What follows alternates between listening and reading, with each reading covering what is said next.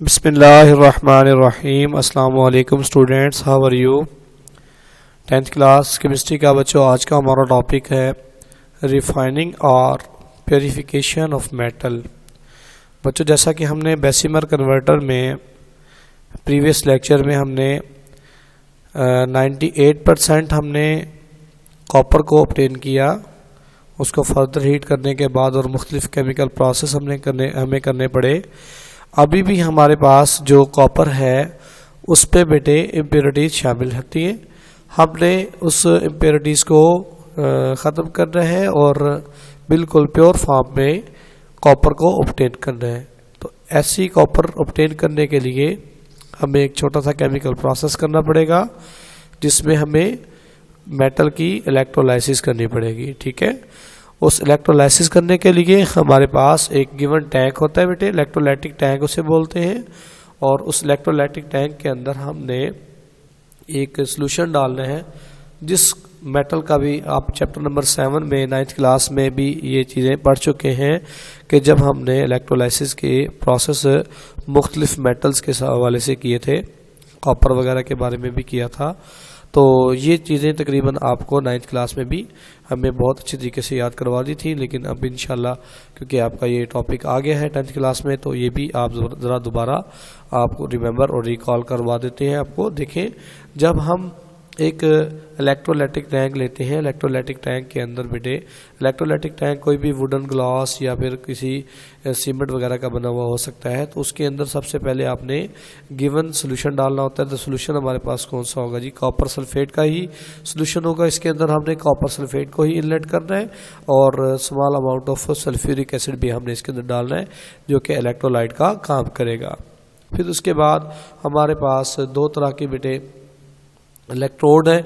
एक इलेक्ट्रोड हमारे पास होगा बेटे जो है इम्प्योर कॉपर का, और जो दूसरा इलेक्ट्रोड होगा वो हमारे पास कौन सा होगा जी, प्योर कॉपर का। अब फर्स्ट ऑफ ऑल ये देख लेंगे कि आपने जो इम्प्योर कॉपर है उसको बेटे बैटरी के नेगेटिव टर्मिनल के साथ आपने जोड़ना है, और जो आपके पास प्योर कॉपर है उसको आपने बैटरी के पॉजिटिव टर्मिनल के साथ जोड़ देना है।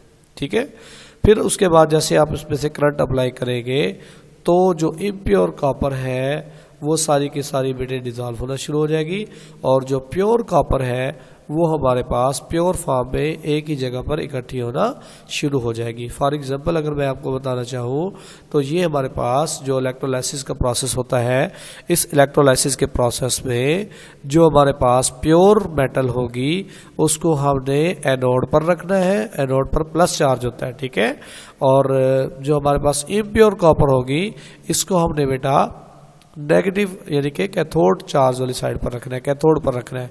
कैथोड इलेक्ट्रोड यानी कि टर्मिनल के साथ आप इसको जोड़ेंगे। जैसे ही आप इलेक्ट्रिक करंट पास करेंगे, इलेक्ट्रिक करंट पास होने के नतीजे में जो इम्प्योर कॉपर है वो डिज़ोल्व होना शुरू हो जाएगी, और जो प्योर कॉपर है वो यानी कि डेपोजिट उसके ऊपर होना शुरू हो जाएगी। जैसे जैसे डेपोजिशन होती जाएगी तो after a few minute while again, यानी कि अगर हम कुछ मिनट के बाद अगर हम देखें after a few minutes ago, हमारे पास जो प्योर कॉपर है वो बेटे ऑब्टेन हो जाएगी। ठीक है, तो इस प्रोसेस को हम एक दफ़ा अपने यानी कि इसको थ्योरेटिकली भी रीड आउट कर लेते हैं, और इसका कॉन्सेप्ट जो है वो मैंने अभी आपको समझा दिया।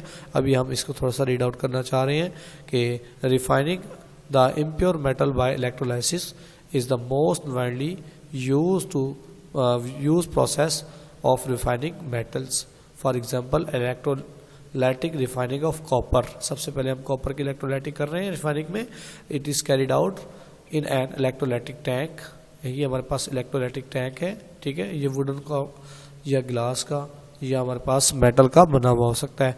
Having a copper sulphate solution, जिसमें हमने सोल्यूशन किसका डाला हुआ है, कॉपर सल्फेट का, और few drop of sulphuric acid भी हमने इसके अंदर मिक्स किए हुए हैं। ठीक है, टू इलेक्ट्रोड्स, हमारे पास दो इलेक्ट्रोड हैं। एक इलेक्ट्रोड होगा one of the impure metal that act as an anode, जो कि एनोड के तौर पर काम करेगा, and the other of a pure copper, और दूसरा जो है वो प्योर कॉपर है, that act as an cathode, जो कि कैथोड के तौर पर काम करता है। Are suspended in the electrolytic solution, हमने इनको इलेक्ट्रोलाइटिक सोल्यूशन में सस्पेंड कर देना है, लटका देना है।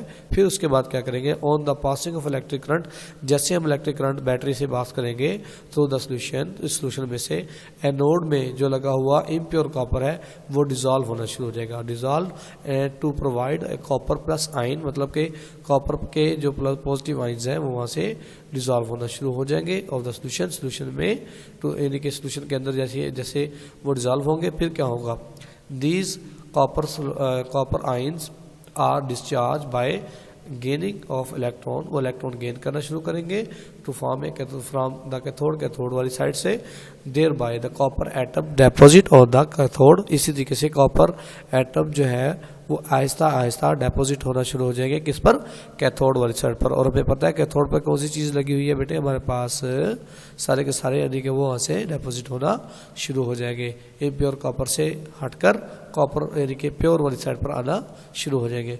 मेकिंग इट थिक ब्लॉक, यानी कि उसको वो मोटा सा बना देंगे और जो खुद होंगे वो सारे के सारे इरूड हो जाएंगे, ठीक है। तो of a copper, pure copper बन जाएंगे एज शोज इन फिगर।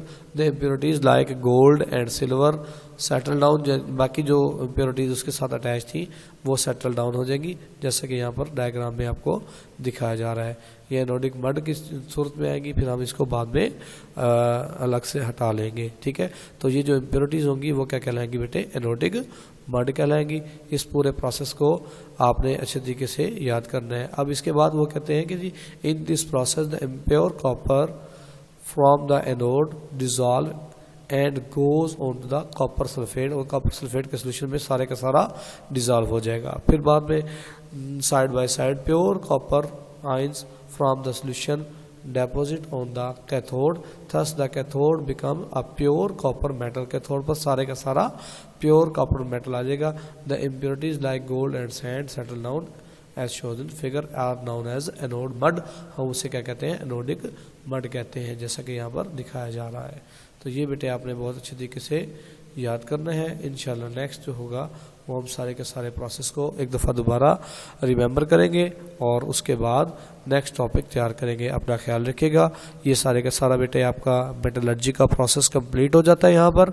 इस तरीके से हमारे पास 99% कॉपर जो है वो सारी की सारी ऑब्टेन हो जाएगी और जिसको हम अपने मुख्तलिफ रोज़मर्रा ज़िंदगी के मुख्तलिफ कामों में इस्तेमाल कर सकते हैं। अपना ख्याल रखिएगा। अस्सलाम वालेकुम।